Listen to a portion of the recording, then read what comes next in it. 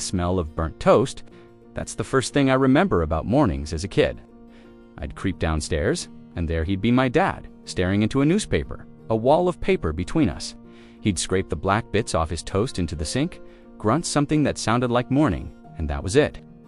That was our daily interaction. His silence was a language I learned fluently. It said, "Don't bother me," it said. "You're on your own." Birthdays were a $20 bill left on the kitchen counter. School plays were an empty seat in the front row. The world told me fathers were supposed to be heroes, protectors, teachers. Mine was just a presence, a ghost in a worn-out armchair. I grew up in the shadow of his indifference, convinced that this was just how men were, how fathers were meant to be. I promised myself I'd be different, but a part of me, a cold, scared part, always wondered if I even knew how. Then, Leo was born.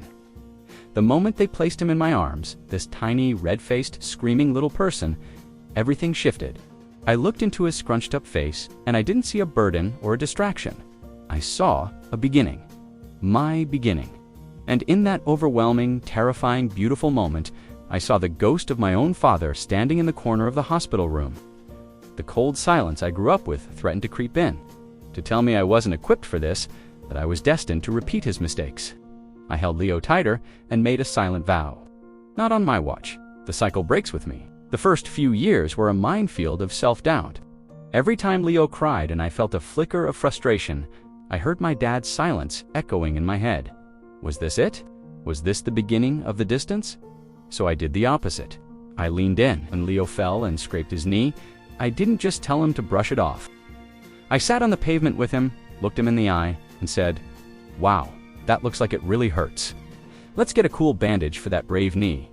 When he showed me a scribble of a green and purple monster, I didn't just nod. I got down on the floor and asked, "What's his name? What does he like to eat for breakfast?" I made a conscious choice, 100 times a day, to be present. Instead of a newspaper wall, our mornings started with pancake art.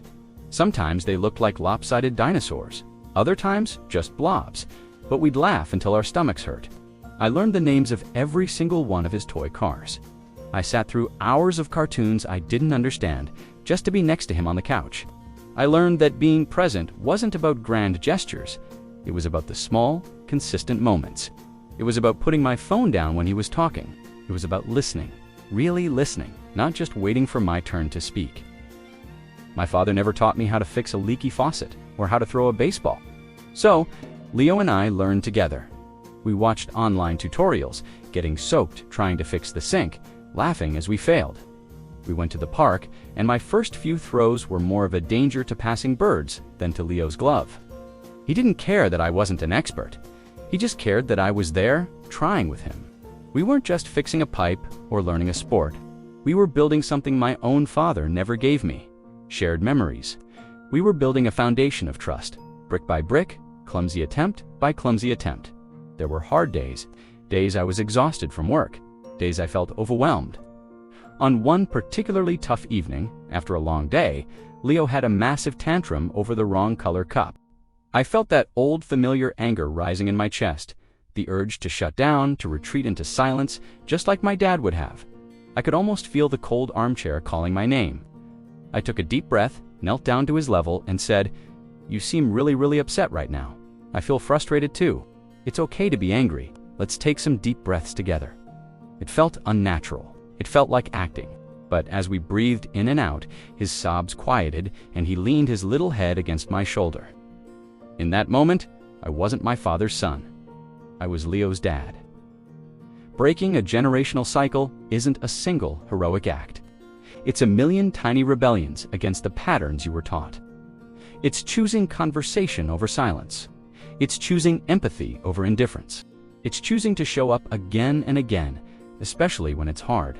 My father gave me a roadmap of what not to do.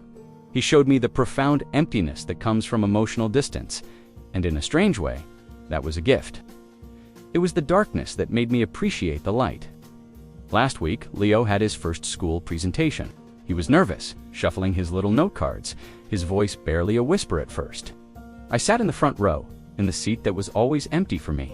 I caught his eye, gave him a huge, goofy grin, and 2 thumbs up. A little smile flickered across his face. He took a deep breath and started speaking, his voice getting stronger and more confident with every word. He was talking about his hero, and he was talking about me. Afterward, he ran up and threw his arms around my waist. He looked up at me, his eyes shining, and said, "You were there, Dad. I saw you." 3 simple words. You were there. And in that moment, I knew I had succeeded. The ghost was gone. The silence was filled. The cycle was broken. It's a lifelong commitment, this fatherhood thing. It's the hardest and most rewarding work I've ever done. And every single day, I am grateful that I get to do it. I am not just raising a son. In many ways, he is raising me, teaching me how to love without reservation. To anyone out there who grew up feeling like they were on their own, who worries they'll repeat the mistakes of the past, please know this. Your history does not have to be your destiny. You have the power to choose a different path. You can be the one to break the cycle. It starts with one small choice, one moment of connection, one decision to be present. You can be the parent you always wished you had. Thank you so much for watching and sharing this journey with me. If this